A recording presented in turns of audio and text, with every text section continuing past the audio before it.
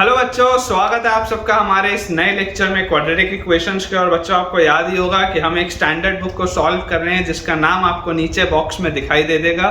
और उस बुक में बच्चों हमने सबसे पहले तो लॉगरिथम पूरा कंप्लीट किया, फिर हम क्वाड्रेटिक इक्वेशंस की तरफ आगे बढ़े और क्वाड्रेटिक इक्वेशंस अभी एक्सरसाइज 1 और 2 में बहुत सारे सवाल मैं आपको करवा चुका हूँ। आज के लेक्चर में हम डिस्कस करेंगे एक्सरसाइज 3 के पहले 3 सवाल। एक्सरसाइज 3 मोर देन 1 करेक्ट वाला टाइप ऑफ क्वेश्चन है जिसमें कि एक से ज्यादा आंसर्स हो सकते हैं। तो चलिए स्टार्ट करते हैं अपना आज का लेक्चर। लेकिन आप में से वो सारे बच्चे जिनको ऐसा लगता है कि आपको थ्योरी में प्रॉब्लम है, आपके थ्योरेटिकल कंसेप्ट्स थोड़े से कमजोर हैं, आप एक बार इस प्लेलिस्ट को रेफर करें। इस प्लेलिस्ट में मैंने तमाम वो सारे कंसेप्ट्स यूज किए हैं, सारे वो कंसेप्ट्स आपको बताए हैं, पूरी थ्योरी डिटेल में बताई है जिसका कि IIT JEE में यूज आता है। तो आप एक बार उसे रेफर करें। इस प्लेलिस्ट का डिस्क्रिप्शन बॉक्स पे आपको लिंक मिल जाएगा और आपकी पढ़ाई और बेहतर तरीके से हो पाएगी। हमारे पास बच्चों जो फर्स्ट क्वेश्चन दिया हुआ है आज के लेक्चर का, पहला सवाल हमें बोलता है कि if the equations x² minus p plus q times x plus 4 equal to 0, ये पहला इक्वेशन है। दूसरा इक्वेशन है x² और minus 2qx plus 8 equal to 0, ये दूसरा इक्वेशन है। और तीसरा इक्वेशन है x² माइनस ब्रैकेट के अंदर अपने पास लिखा हुआ है 2p plus q times x plus 12 equal to 0 have exactly one root common, है ना, या have exactly one common root, then which of the following is are correct. तो जो 4 ऑप्शंस हैं मैं अभी वो आपके लिए नहीं निकाल रहा हूं। मैं सबसे पहले आपको सिर्फ ये बताता हूं कि अगर आपको ये सवाल में दिया हुआ है कि इन तीनों ही इक्वेशंस का एक रूट अल्फा है, तीनों में ही एक रूट अल्फा कॉमन है, ये हमको दिया हुआ है। तो लेट अस अज्यूम इसका दूसरा रूट बीटा है, इसका दूसरा रूट गामा है और इसका दूसरा रूट डेल्टा है, मान लेते हैं ऐसा। तो बच्चों, अगर हमको ये कंडीशन दी हुई है तो इससे हम निकाल क्या क्या सकते हैं। सबसे पहले देखिए, अगर अल्फा इसका रूट है पहले वाले इक्वेशन का, तो पहले वाले इक्वेशन से फर्स्ट वाले इक्वेशन से आप बोल सकते हैं alpha square minus p plus q times alpha plus 4 equal to 0। सबसे पहले तो आप ये बोल सकते हैं alpha square minus p plus q times alpha plus 4 equal to 0। दूसरे वाले इक्वेशन से आप बोल सकते हैं alpha square minus 2q alpha plus 8 equal to 0। और तीसरे वाले इक्वेशन से हम बोल सकते हैं alpha square minus 2p plus q times alpha plus 12 equal to 0। अब जो ऑब्जर्व करने वाली बच्चों बात है वो ये है कि देखिए, अगर आप पहले इक्वेशन में से दूसरे इक्वेशन को सब्ट्रैक्ट कर दें, मतलब अगर आप बोल दें इक्वेशन 1 माइनस इक्वेशन 2, तो पहले वाले दोनों को सब्ट्रैक्ट करने से देखिए अल्फा स्क्वायर से अल्फा स्क्वायर सब्ट्रैक्ट होगा। फिर ये वाला जो इक्वेशन है इसमें आपके पास बचेगा minus times of p plus q into alpha plus 4, और इसमें से आप जैसे इसको सब्ट्रैक्ट करेंगे तो आपके पास आ जाएगा plus 2q alpha minus 8 is equal to 0, ये अपने पास आएगा। तो यार यहाँ से मुझे क्या चीज आती हुई दिख रही है, मुझे यहाँ से आता हुआ दिख रहा है कि ये लिखा हुआ है माइनस p अल्फा सबसे पहले, फिर ये माइनस q अल्फा और प्लस 2q अल्फा में आ जाएगा प्लस q अल्फा, और प्लस 4 माइनस 8 में आ जाएगा माइनस 4 इज इक्वल टू 0, ये अपने पास चीज आ गई। तो यहाँ से हम बहुत सेफली जो बात बोल सकते हैं वो ये है कि alpha multiplied with q minus p, alpha multiplied with q minus p, इसकी वैल्यू आएगी 4 के बराबर, और यहाँ से अल्फा की वैल्यू आ जाएगी 4 divided by q minus p। सबसे पहले तो हमको ये एक इक्वेशन मिलता है अगर मैं 1 में से 2 को सब्ट्रैक्ट करता हूँ तो, ठीक है। अब अगर मैं 1 में से मान लीजिए 3 को सब्ट्रैक्ट करता हूँ, इक्वेशन 1 में से इक्वेशन 3 को अगर मैं सब्ट्रैक्ट करूँ, अगेन अल्फा स्क्वायर से अल्फा स्क्वायर सब्ट्रैक्ट होगा, यहाँ पर अपने पास बचेगा minus times of p plus q into alpha plus 4, और इसको आप जैसे सब्ट्रैक्ट करेंगे तो सब्ट्रैक्ट करने पे माइनस साइन प्लस में कन्वर्ट हो जाएगा, तो plus 2p plus q times alpha plus 12। एक सेकेंड, आपने सब्ट्रैक्ट किया है तो जो प्लस 12 है वो हो जाएगा माइनस 12 इज इक्वल टू 0। तो यहाँ से अपने पास आ जाता है देखिए माइनस p अल्फा और प्लस 2p अल्फा, तो इफेक्टिवली p अल्फा बचा, फिर माइनस q अल्फा और प्लस q अल्फा, यार ये तो कैंसिल आउट हो गया, माइनस q अल्फा और plus q alpha cancel out हो गया। उसके बाद हमारे पास बचेगा यहाँ पर देखिए 4 है और माइनस 12 है, तो minus 8, this is equal to 0। तो यार यहाँ से अल्फा की वैल्यू आ जाती है 8 डिवाइडेड बाय p, अल्फा का एक रिजल्ट मेरे पास ये आया है, अल्फा का दूसरा रिजल्ट मेरे पास ये आ गया। ठीक है, आई होप मैंने ऐसे बच्चों कोई भी कैलकुलेशन एरर नहीं किया होगा। अब इसके बाद अगर हम इक्वेशन 2 में से इक्वेशन 3 को सब्ट्रैक्ट करें, बेसिकली मैं तीनों इक्वेशन में से अल्फा निकालने की कोशिश कर रहा हूं, एंड वंस बच्चों मेरे पास अल्फा आ जाएगा तो फिर जो भी चीजें पूछी गई हैं हम वो निकाल पाएंगे। इक्वेशन 2 में से जैसे आप इक्वेशन 3 को सब्ट्रैक्ट करेंगे, अल्फा स्क्वायर से अल्फा स्क्वायर कटेगा, यहाँ पर आपके पास है -2q अल्फा, फिर +8, और इसको आप जैसे सब्ट्रैक्ट करेंगे तो माइनस साइन प्लस में आ जाएगा, तो +2p + q टाइम्स अल्फा, और सब्ट्रैक्ट करेंगे तो -12 इज इक्वल टू 0 हमारे पास आता है। यहाँ पर बच्चों देखिए, यहाँ पर है आपके पास 2p अल्फा सबसे पहले, तो 2p अल्फा लिख लीजिए, फिर -2q अल्फा और +q अल्फा, तो ये आ जाएगा -q अल्फा, और उसके बाद है +8 -12, तो ये आ जाएगा -4 इज इक्वल टू 0। तो क्लियरली यहाँ से अल्फा की वैल्यू मेरे पास क्या आ जाएगी, 4 divided by 2p - q, 4 divided by 2p - q। ये अपने पास 3 रिजल्ट आते हैं। क्विकली बच्चों हम बोर्ड को थोड़ा सा क्लियर करते हैं, ये तीनों रिजल्ट मैं आपके लिए लिखता हूँ, फिर अपन आगे इसको सॉल्व करते हैं। सो बच्चों आप देख सकते हैं कि सॉल्व करके जो चीजें हमने डिराइव की थी वो मैंने लिख ली हैं। अब जैसे आप कंपेयर करेंगे तो देखिए, पहले और इसको अगर आप कंपेयर करेंगे तो 4 और 4 तो सेम है, मतलब कि q - p की वैल्यू बराबर आ जाएगी 2p - q के। सबसे पहले तो एक ये रिजल्ट आ गया, q - p will be equal to 2p - q। तो यहाँ से अपने पास देखिए क्या आ जाएगा, जैसे आप इसको सॉल्व करेंगे तो अपने पास आ जाएगा 3p इज इक्वल टू, यहाँ पर ये -p इधर आएगा तो ये 3p हो गया, और -q इधर आएगा तो 2q हो गया। तो 3p की वैल्यू आ गई 2q के बराबर। सिमिलरली अगर मैं ये वाले को इससे सॉल्व करूंगा तो मुझे यहाँ पर दिखाई देता है कि 4 और 8 में से एक फैक्टर हमारे पास कैंसिल आउट होगा,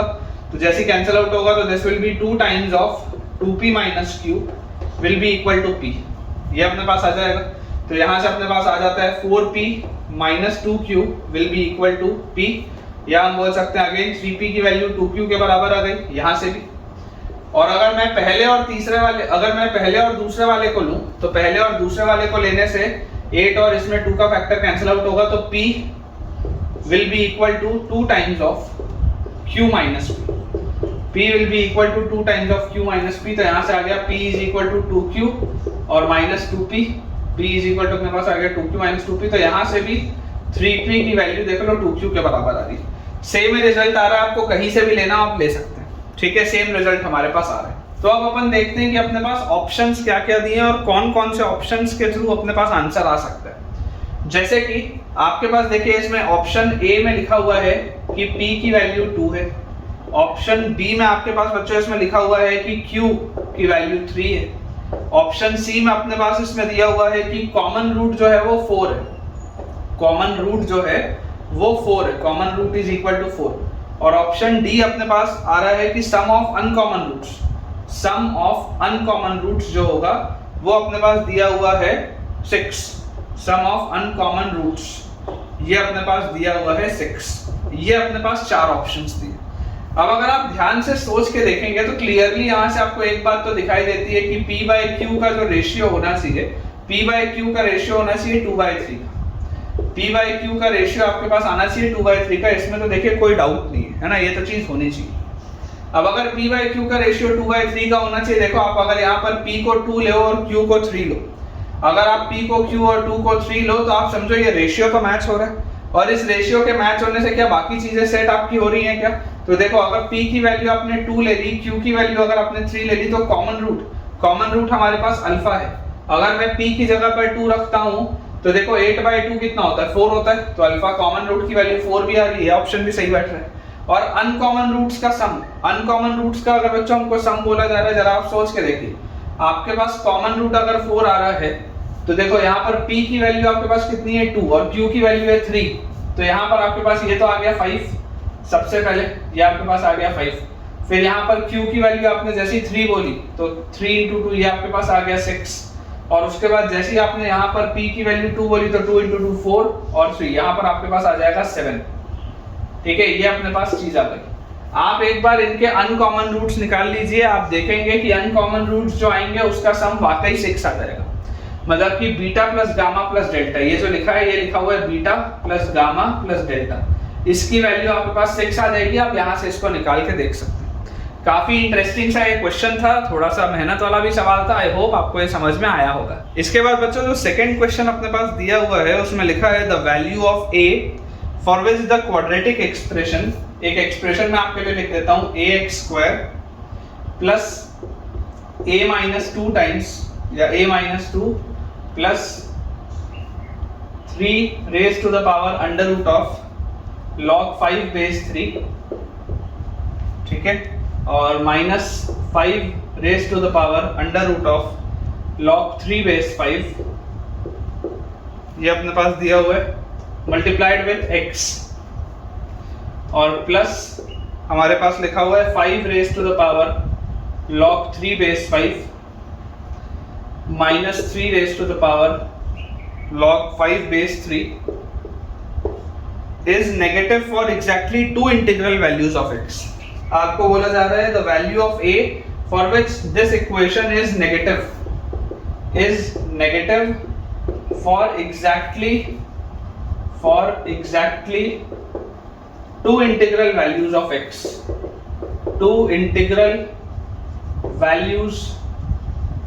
of x, ये अपने को बोला जा रहा है सवाल में, ठीक है ना। It is negative for exactly 2 integral values of x। तो बोला जा रहा है the value of a can be, a की क्या क्या वैल्यूज हो सकती हैं, अपने पास 4 ऑप्शंस दिए होंगे। अब सबसे पहले बच्चों आपको जो मैं इसको थोड़ा सा सिंप्लीफाई आपके लिए कर देता हूं इस क्वेश्चन को। आप इसके सिंप्लीफिकेशन में थोड़ी सी एक बात समझिएगा कि आपको ये तो पता है, ये वाली प्रॉपर्टी तो सबको पता है फंडामेंटल थ्योरम ऑफ अरिथमेटिक वाली, कि अगर ये वाला बेस 5 और ये वाला 5 लिखा हुआ है तो इसका आंसर 3 आएगा, अगर ये 3 और ये 3 लिखा हुआ है तो इसका आंसर 5 आएगा। ये आप सबको पता है। मतलब कि इस पूरी चीज को आप सिंप्लीफाई करके डायरेक्टली 3 लिख सकते हैं और इस पूरी चीज को आप सिंप्लीफाई करके डायरेक्टली 5 लिख सकते हैं। इसमें तो डाउट नहीं होना चाहिए। बच्चों को अक्सर डाउट आता है इस चीज में कि भला ये क्या चीज है, भला ये क्या चीज है, इसमें डाउट आता है। तो आप समझिएगा, ये जो लिखा हुआ है 5 raise to the power under root of log 3 base 5, basically ये दोनों चीज सेम है, ये मुझको पता है, मैं आपको एक्सप्लेन करता हूं कैसे। ये जो लिखा हुआ है 5 raise to the power log 3 base 5, जरा आप सोच के देखिए कि आप इसको ऐसा लिख सकते हैं, 5 raise to the power log 3 base 5 multiplied by log 3 base 5 raise to the power -1/2। हम इसको ऐसा लिख सकते हैं। बेसिकली मैंने log 3 बेस 5 भी लिखा और log 3 बेस 5 की पावर -1/2 भी लिखा, तो इफेक्टिवली मैंने यही लिखा। ये जो पूरी चीज लिखी हुई थी ये मेरे पास log 3 बेस 5 की पावर 1/2 लिखा था ना, log 3 बेस 5 की पावर 1/2, तो मैंने ये 1 - 1/2 इसको ऐसा लिख लिया ब्रेक करके। पॉसिबल है ये लिखना। जैसे ही आप इसको ये लिखेंगे बच्चों तो यहाँ से आपके पास ये आ जाएगा, देखिए जैसे आप प्रॉपर्टी का इस्तेमाल करेंगे ये 5 और ये 5 बैलेंस हो जाएगा, तो ये आपके पास लिखा होगा 3, ये 3 आ जाएगा यहाँ पर, तो 3 raise to the power log 3 base 5 raise to the power -1/2, ये आपके पास आ जाएगा। अब इसके बाद हमको पता है बच्चों कि जैसे ही log का आप रेसिप्रोकल लेते हैं तो इसको आप लिख सकते हैं 3 raise to the power log 5 base 3 raise to the power 1/2, और इसको आप लिख सकते हैं 3 raise to the power root over log 5 base 3, जो यहाँ लिखा है 3 raise to the power root over log 5 base 3। देख लो दोनों सेम। ये वाली चीज को मैंने सॉल्व करके यही चीज बना दी। तो मैं आपको जो समझाना चाह रहा हूँ वो ये है कि ये दोनों सेम लिखा है, ये फालतू में बस सवाल को थोड़ा सा कंफ्यूज करने के लिए लिखा हुआ है, बाकी तो सवाल बहुत आसान से है। इफेक्टिवली एक क्वेश्चन क्या लिखा हुआ है, एक क्वेश्चन लिखा हुआ है ax² plus a-2 times x और -2, ये आपके पास इक्वेशन दिया हुआ है। मान लो इक्वल टू 0, तो इस क्वाड्रेटिक इक्वेशन को आप क्या लिख सकते हैं, ax² plus ax -2x -2 is equal to 0, ax common x plus 1 -2 common x plus 1 is equal to 0। तो यहाँ से हमारे पास आ जाता है ax -2 multiplied with x plus 1 is equal to 0। तो क्लियरली बच्चों आपको दिखाई देता है कि x का एक वैल्यू जो रूट आ रहा है वो आ रहा है 2/a और x का दूसरा वैल्यू जो रूट आ रहा है वो आ रहा है -1। अब अगर हमारे पास ये दो रूट्स आ रहे हैं तो आप इस बात को समझिए कि आपको बोला जा रहा है कि ये जो पूरा क्वाड्रेटिक इक्वेशन है this should be negative for exactly 2 integral values of x। ये पूरी चीज नेगेटिव होनी चाहिए बराबर 2 x की इंटीग्रल वैल्यूज के लिए। तो पॉइंट क्या है समझने का कि देखिए अगर ये माउथ ओपनिंग अपवर्ड्स पैराबोला हुआ, अगर क्योंकि x स्क्वायर का कोफिशिएंट a है, a पॉजिटिव होगा या नेगेटिव होगा अपने को नहीं पता, तो अगर ये माउथ ओपनिंग अपवर्ड्स पैराबोला हुआ तो इस केस में तो आप एक बार बोल सकते हैं कि अगर एक रूट आपके पास दिया हुआ है -1 और दूसरा रूट अगर आप बोल रहे हैं आता है 2/a, तो एक बार के लिए हो सकता है कि किन्हीं दो वैल्यूज के लिए, एक बार के लिए हो सकता है कि किन्हीं दो इंटीग्रल वैल्यूज के लिए ये आपकी जो चीज है वो नेगेटिव आए, एक बार के लिए पॉसिबल है। लेकिन आप ऐसा भी सोच के देखो कि अगर ये माउथ ओपनिंग डाउनवर्ड्स पैराबोला हुआ तो इस केस में देखिए इसका एक रूट तो -1 है, दूसरा रूट इसका 2/a है, एक रूट इसका -1 है, दूसरा रूट इसका 2/a है, तो हमको ये बात समझ में आनी चाहिए कि ये वाली पॉसिबिलिटी नहीं है कभी भी, ये वाली पॉसिबिलिटी कभी भी क्यों नहीं है, क्योंकि देखिए इस केस में ये बहुत सारी वैल्यूज के लिए नेगेटिव हो रहा है, इस वाले केस में ये बहुत सारे इंटीग्रल वैल्यूज के लिए नेगेटिव हो रहा है, आपको सिर्फ दो इंटीग्रल वैल्यूज के लिए इसको नेगेटिव करना है, मतलब ये वाला केस पॉसिबल नहीं है, पॉसिबल तो यही वाला केस है। और अगर ये माउथ ओपनिंग अपवर्ड्स पैराबोला होना चाहिए, इसका मतलब 100% a को तो पॉजिटिव होना पड़ेगा, क्योंकि इसी केस में a पॉजिटिव होता है। अब अगर हमारे पास एक रूट था 2/a, एक रूट था -1 और मुझे मिल गया अगर a पॉजिटिव है, मतलब ये 2/a भी पॉजिटिव होगा। तो इंपॉर्टेंट चीज क्या है कि अगर आपको बोला जा रहा है that this is negative for exactly 2 integral values of x, बराबर दो ही इंटीग्रल वैल्यूज के लिए ये नेगेटिव होना चाहिए, तो देखो एक रूट तो इसका -1 है, -1 पर तो इसकी वैल्यू 0 है, 0 पर ये नेगेटिव आपको होता हुआ दिख रहा है, 1 पर ये नेगेटिव होता हुआ आपको दिख रहा है, मतलब ये बात 100% श्योर है कि ये जो 2 होगा, 1 के बाद ये जो 2 होगा, तो आपके पास बच्चों ये जो 2/a दिया है, ये जो 2/a दिया है ये 100% 1 से तो बड़ा होना चाहिए, ये 2/a 100% 1 से तो बड़ा होना चाहिए, 1 के आगे आना चाहिए, लेकिन 2 या उससे छोटा होना चाहिए। 2 के बराबर भी होगा तो चलेगा, अगर ये वाली जो चीज है, अगर ये वाली चीज 2 के बराबर भी हो गई तो चलेगा, क्योंकि अभी भी सिर्फ दो ही वैल्यूज के लिए नेगेटिव आ रहा है, या अगर ये 2 से छोटा होगा तो भी चलेगा, ये 2 को क्रॉस नहीं कर सकता, 1 से तो बड़ा होगा 100% श्योर है, 1 पे कभी भी इक्वालिटी नहीं आ सकती, 1 से बड़ा होगा लेकिन 2 या उससे छोटा होगा, और a जो है वो पॉजिटिव है, ये बात आपको पता है। अगर आप रेसिप्रोकल बच्चों कर ले सबका, तो आपको यहाँ से मिल जाएगा, रेसिप्रोकल करते ही देखो 2 का रेसिप्रोकल होता है हाफ इज लेस देन, यहाँ पर आपके पास देखो क्या चीज आ जाएगी, यहाँ पर जैसे आप रेसिप्रोकल करेंगे तो जो इक्वालिटी 2 पे थी अब वो हाफ पे आ जाएगी इक्वालिटी, ये जो a 2/a था ये हो जाएगा a/2, और ये जो 1 था ये आ जाएगा 1, और जैसे ही इसमें बच्चों आप 2 का मल्टीप्लिकेशन करेंगे तो 2 का मल्टीप्लिकेशन करते ही आ जाएगा 1 से लेकर 2 तक, a की वैल्यू आपके पास आ जाएगी 1 से लेकर 2 तक, मतलब कि a की वैल्यू 1 हो सकती है और 1 और 2 के बीच में कुछ भी हो सकती है, 2 से बड़ा नहीं हो सकता, 1 से छोटा नहीं हो सकता, 2 के बराबर भी नहीं हो सकता। एक बार ऑप्शंस देख लेते हैं, इसका बच्चों जो फर्स्ट ऑप्शन है, फर्स्ट ऑप्शन दिया हुआ है 0, तो 0 तो हो नहीं सकता आंसर। सेकंड ऑप्शन अपने पास दिया हुआ है 1 कैन बी एन आंसर, बिल्कुल सही है। थर्ड ऑप्शन अपने पास दिया हुआ है 3/2 भी देखो 1 और 2 के बीच में, ये भी आंसर हो सकता है। और फोर्थ ऑप्शन अपने पास दिया हुआ है 2 आंसर नहीं हो सकता क्योंकि 2 पर क्लोज नहीं,